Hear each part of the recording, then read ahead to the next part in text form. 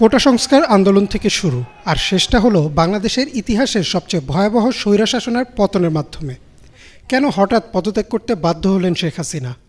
এর পেছনে কি শুধুই কোটা সংস্কারই ছিল? চলুন এক নজরে দেখে আসি পুরো কোটা সংস্কার আন্দোলনটি।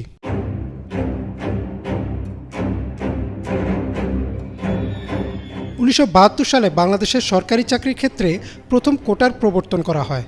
2018 সাল পর্যন্ত সরকারি চাকরির ক্ষেত্রে মোট কোটা ছিল 56%, যার মধ্যে মুক্তিযোদ্ধা কোটা 30%, নারী কোটা 10%, জেলা কোটা 10%, ক্ষুদ্র জাতিগোষ্ঠী কোটা 5% ও প্রতিবন্ধী কোটা 1%। তবে সমস্যা যেটা হয় তা হচ্ছে বেশিরভাগ চাকরি প্রত্যাশীদেরই ছিল না কোনো কোটা, অর্থাৎ তাদের সবার প্রতিযোগিতা করা লাগত মাত্র 44% সিটের জন্য। এই বৈষম্যের কারণে 2018 সালের জানুয়ারি থেকে ঢাকা বিশ্ববিদ্যালয় সহ দেশের প্রায় সবগুলো পাবলিক বিশ্ববিদ্যালয়ের শিক্ষার্থীরা আন্দোলনের রাস্তায় নামেন। তাদের দাবি ছিল কোটা সংস্কার করা, যেন মেধার ভিত্তিতে নিয়োগের সুযোগ তৈরি হয়। এছাড়াও তখন সরকারের বিরুদ্ধে এই অভিযোগ ওঠে যে এই কোটার ব্যবহার করে সরকার তার অনুগত লোকদের সব খাতে বসাচ্ছেন, যেন সব ক্ষেত্রেই আওয়ামী লীগ সরকারের নিয়ন্ত্রণ থাকে। শিক্ষার্থীরা শান্তিপূর্ণভাবে দেশের বিভিন্ন সড়ক অবরোধ করে অবস্থান নেন।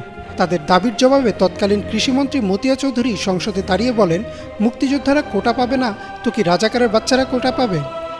তার এই বক্তব্যের ফলে ফেটে পড়ে ছাত্র সমাজ, আরও জোরদার হয় আন্দোলন। কিন্তু সেই আন্দোলন দমাতে সরকার পুলিশ ও ছাত্রলীগকে দায়িত্ব দেয়। একদিকে পুলিশ টিয়ারশেল ও লাঠিচার্জ করে, অন্যদিকে ছাত্রলীগের সন্ত্রাসীরা দেশীয় অস্ত্র নিয়ে ঝাঁপিয়ে পড়ে নিরস্ত্র ও সাধারণ শিক্ষার্থীদের ওপর।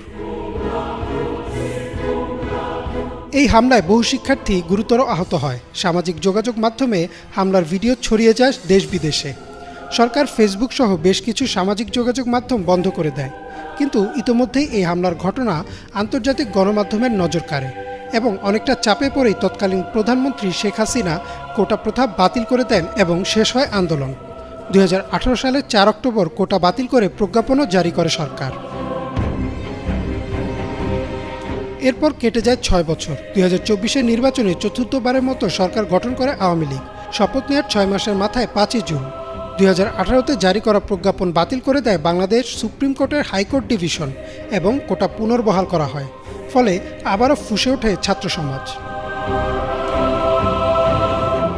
এবার বৈষম্য বিরোধী ছাত্র আন্দোলনের নেতৃত্বে সারা দেশে পাবলিক বিশ্ববিদ্যালয়ের ছাত্ররা রাস্তায় নামেন।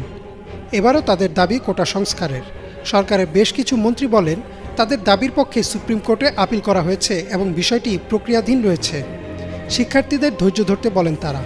শুনানির দিন ধার্য করা হয় 7ই আগস্ট। কিন্তু ছাত্রদের বুঝতে আর বাকি ছিল না যে এটা সরকারের একটা কৌশল কোটা পুনর্বহাল করার। কারণ বিচার ব্যবস্থা থেকে শুরু করে প্রশাসনের সব ক্ষেত্রই আওয়ামী লীগ সরকারের অনুগত।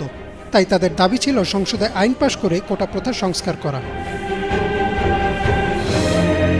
2024 সালের 14 জুলাই চীন পরবর্তী সংবাদ সম্মেলনে শেখ হাসিনা আন্দোলনকারীদের রাজাকারের নাতিপুতি বলে অভিহিত করেন। তার মানে কি মুক্তিযোদ্ধার সন্তান নাতিপুতিরা কেউ মেধাবী না? যত রাজাকারের বাচ্চারা নাতিপুতি হলো মেধাবী, তাই না?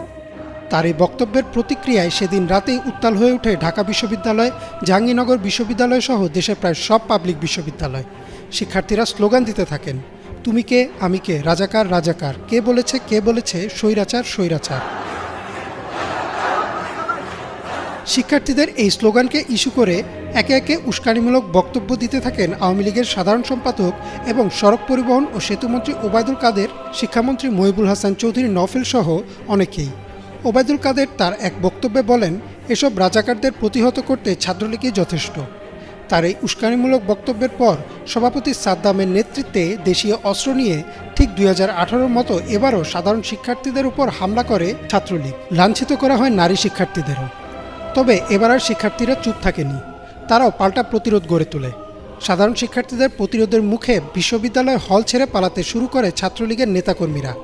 একে একে দেশের প্রায় সব পাবলিক বিশ্ববিদ্যালয়কে ছাত্রলীগ মুক্ত ঘোষণা করে সাধারণ শিক্ষার্থীরা। ছাত্রলীগের চেষ্টা বিফলে গেলে মাঠে নামে পুলিশ। তারা শিক্ষার্থীদের উপর লাঠিচার্জ করে, টিয়ারশেল নিক্ষেপ করে, এমনকি ছররাগুলিও চালায়। একে একে সব বিশ্ববিদ্যালয় পরিণত হয় রণক্ষেত্রে। এমন অবস্থায় রংপুরে বেগম রোকেয়া বিশ্ববিদ্যালয়ের শিক্ষার্থী আবু সাইদকে পুলিশ নিরস্ত্র অবস্থায় খুব কাছ থেকে গুলি করে হত্যা করে। সামাজিক যোগাযোগ মাধ্যমে দ্রুত ছড়িয়ে পড়ে আবু সাঈদের হত্যার ভিডিও। এতদিন চুপ থাকলেও আবু সাঈদের মৃত্যুর পর মাঠে নামে বেসরকারি বিশ্ববিদ্যালয়ের শিক্ষার্থীরাও। শুধু বেসরকারি বিশ্ববিদ্যালয় না, সারা দেশের স্কুল ও কলেজের শিক্ষার্থীরাও যোগ দেয় আন্দোলনে। রাজধানী রামপুরা, উত্তরা, যাত্রাবাড়ি সহ দেশের অনেক জায়গায় শুরু হয় তুমুল সংঘর্ষ। 17 তারিখও ইস্ট ওয়েস্ট, ব্র্যাক, MIST বিশ্ববিদ্যালয় ও ইম্পেরিয়াল কলেজের ছাত্রসহ সারা দেশে অন্তত 10 জন নিহত হয়। পরদিন অর্থাৎ 18 জুলাইও চলে সংঘর্ষ। রামপুরায় বিটিভির ভবনে ধরিয়ে দেওয়া হয় আগুন, হেলিকপ্টার থেকে ছোড়া হয় গুলি। একের পর এক খবর আসতে থাকে ছাত্র হত্যার। সামাজিক যোগাযোগ মাধ্যমে ছড়িয়ে পড়তে থাকে এসব ভিডিও। অবস্থা ক্রমেই আইনশৃঙ্খলা বাহিনীর নিয়ন্ত্রণের বাইরে চলে যায়। 18 জুলাই রাত থেকে বন্ধ করে দেওয়া হয় ইন্টারনেট, ফলে পুরো বিশ্ব থেকে বিচ্ছিন্ন হয়ে যায় বাংলাদেশ। জারি করা হয় কারফিউ এবং রাস্তায় সেনাবাহিনী মোতায়েন করা হয়।